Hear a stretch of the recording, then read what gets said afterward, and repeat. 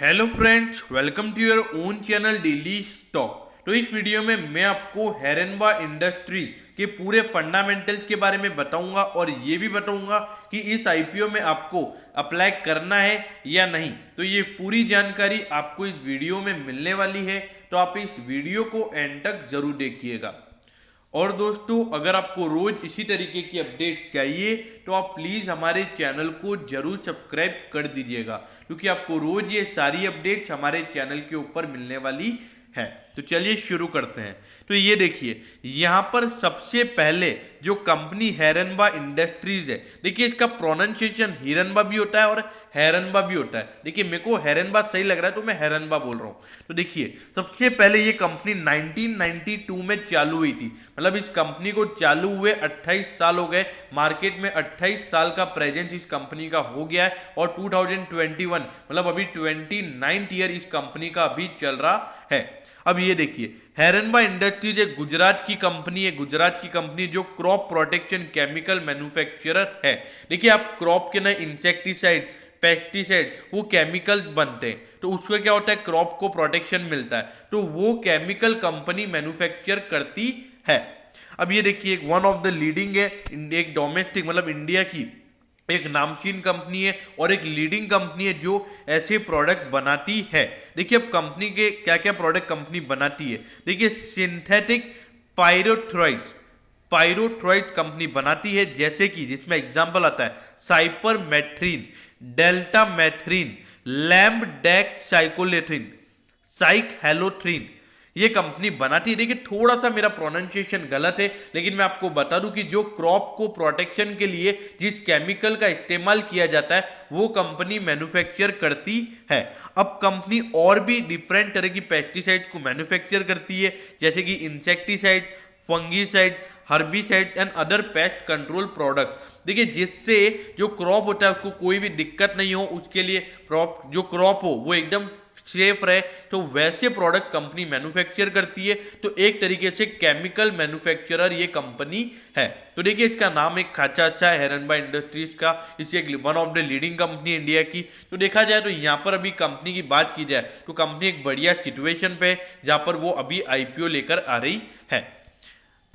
अब ये देखिए कंपनी की अगर मैं मैन्युफैक्चरिंग यूनिट्स की बात करूं तो इनकी 3 वेल इक्विप्ड मैन्युफैक्चरिंग यूनिट्स है वापी के अंदर, वापी गुजरात के अंदर, जो कि महाराष्ट्र के जस्ट पास में है। वहां पे इनकी 3 वेल इक्विप्ड मैन्युफैक्चरिंग यूनिट भी है, जिसके अंदर अगर आप मैन्युफैक्चरिंग कैपेसिटी की बात करेंगे तो ये देखिए 14,024 MTPA की मैन्युफैक्चरिंग कैपेसिटी है।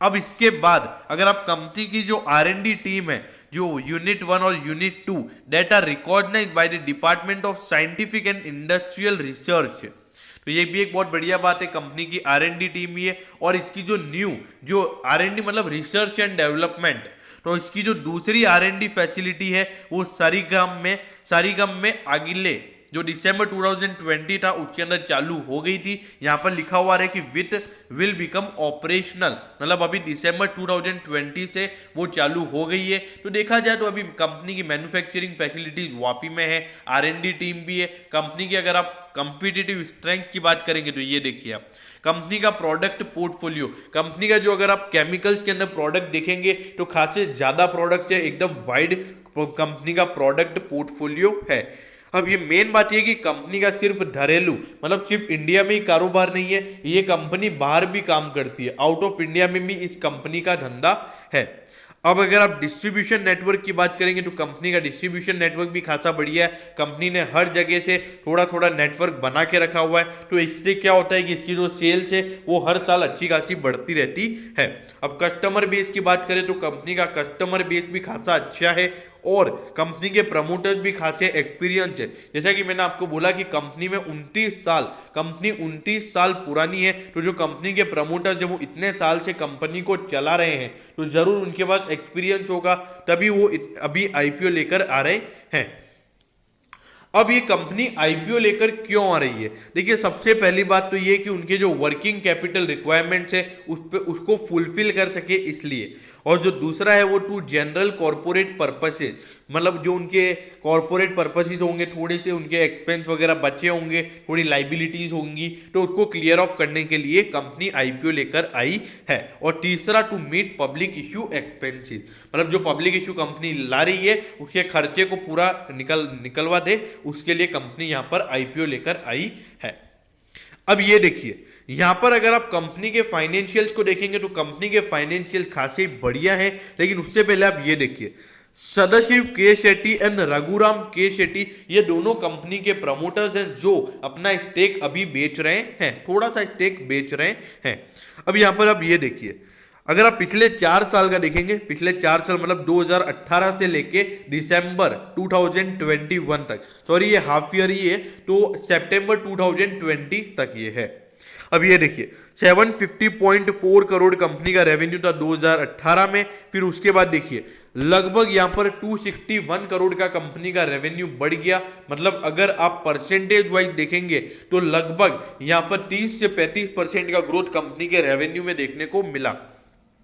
लेकिन अगर आप उसके बाद देखेंगे तो थोड़ी सी गिरावट आपको कंपनी के रेवेन्यू में देखने को मिली थी। लेकिन देखिए, उस वक्त मार्च 2021 में, सॉरी मार्च 2020 में आपको पता है कि कोरोना आ गया था, तो उस वक्त थोड़ी सी दिक्कतें बढ़ गई थी। लेकिन उसके बाद ये देखिए, अभी 6 महीने में कंपनी का परफॉर्मेंस खासा बढ़िया है, 719.2 करोड़ कंपनी का टोटल रेवेन्यू निकल कर आया है, जो कि पूरे साल का अगर आप देखेंगे, इसको मैं ईयरली बेसिस पर करूं तो 1238.4 करोड़ कंपनी का रेवेन्यू निकल कर आता है, जो कि पिछले 3 साल से ज्यादा निकल कर आता है। अगर मैं इसको इस ईयर से भी कंपेयर करूं तो लगभग आपको 20% की ग्रोथ कंपनी के रेवेन्यू में ईयर ऑन ईयर देखने को मिल सकती है।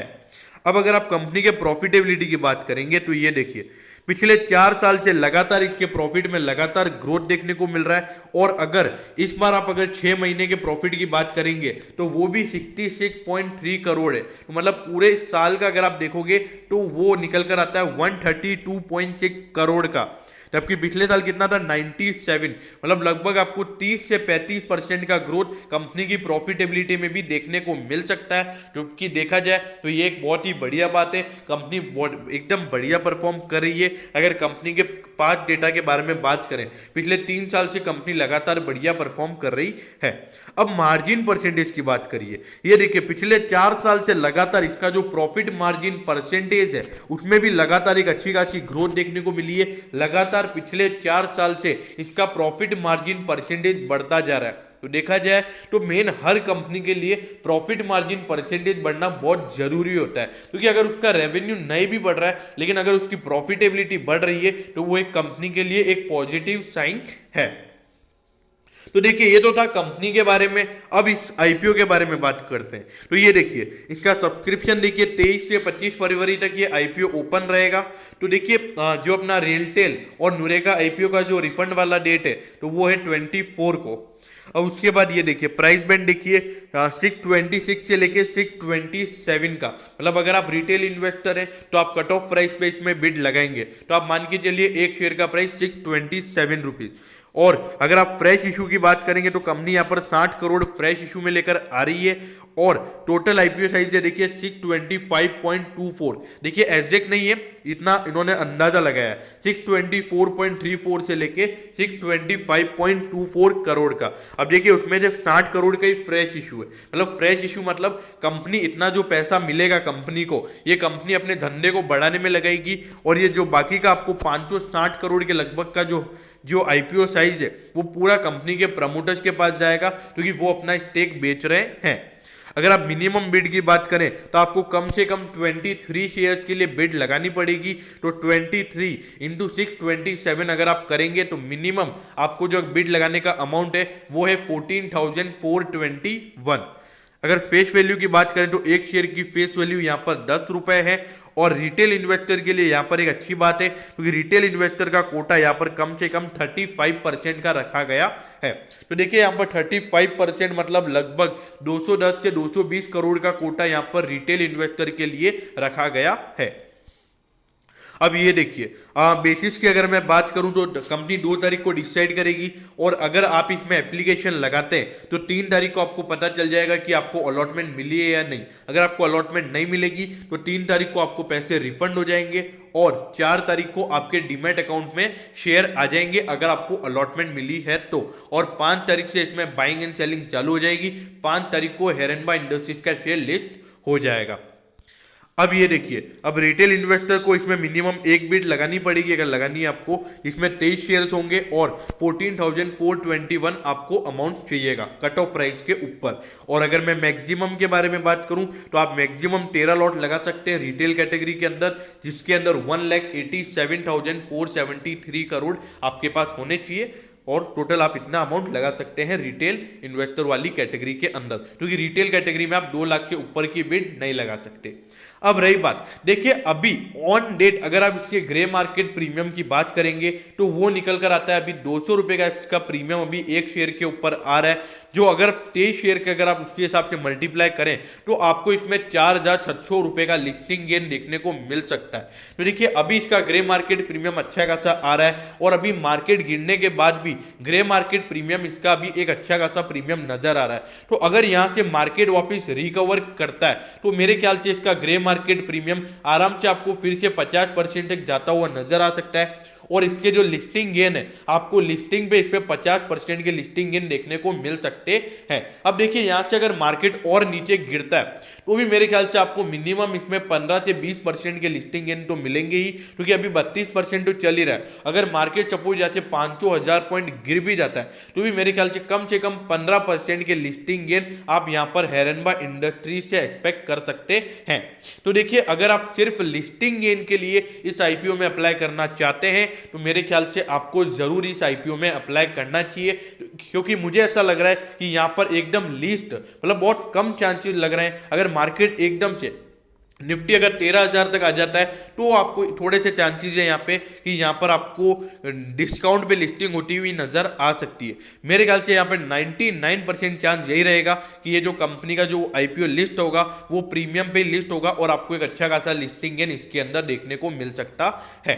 तो आपको जरूर इसमें अप्लाई करना चाहिए अगर आप लिस्टिंग गेन के लिए अप्लाई कर रहे हैं तो। अब रही बात दूसरी, अगर आप इसमें अप्लाई कर रहे हैं तो आपको क्या लॉन्ग टर्म इन्वेस्टर वाली इसमें व्यू होना चाहिए। देखिए मेरे ख्याल से लॉन्ग टर्म व्यू से भी ये कंपनी एक अच्छी खासी कंपनी है। अगर इसके अंदर ग्रोथ की बात की जाए तो पिछले 4-5 साल से लगातार कंसिस्टेंट ग्रोथ कंपनी के अंदर नजर आ रहा है, और कंपनी एक लीडिंग कंपनी है। और अभी जो ये आईपीओ लेकर आ रही है इस फंड को भी वो एक अच्छे से यूटिलाइज करेगी और अपने धंधे को बढ़ाएगी। तो देखिए लॉन्ग टर्म व्यू से भी मेरे ख्याल से इस शेयर को आप होल्ड कर सकते हैं अगर आपको इसमें अलॉटमेंट मिलती है। तो अगर आप इसको लॉन्ग टर्म के लिए भी रखना चाहते हैं तो आप इस आईपीओ को रख सकते हैं। तो दोस्तों मैं होप करता हूं कि हेरेनबा इंडस्ट्रीज के आईपीओ के बारे में मैंने आपको जो भी डिटेल्स बताई वो आपको अच्छे से समझ में आ गई होगी। अगर आपकी कोई भी क्वेरीज हैं तो आप कमेंट सेक्शन में कमेंट कर सकते हैं, मैं ज़रूर आपके कमेंट पर रिप्लाई करूंगा। तो दोस्तों अगर आपको वीडियो अच्छी लगी हो तो प्लीज़ वीडियो को लाइक कर दीजिएगा, और रोज इसी तरीके की अपडेट्स पाने के लिए चैनल को सब्सक्राइब करना ना भूलें। Okay, thank you, have a nice day.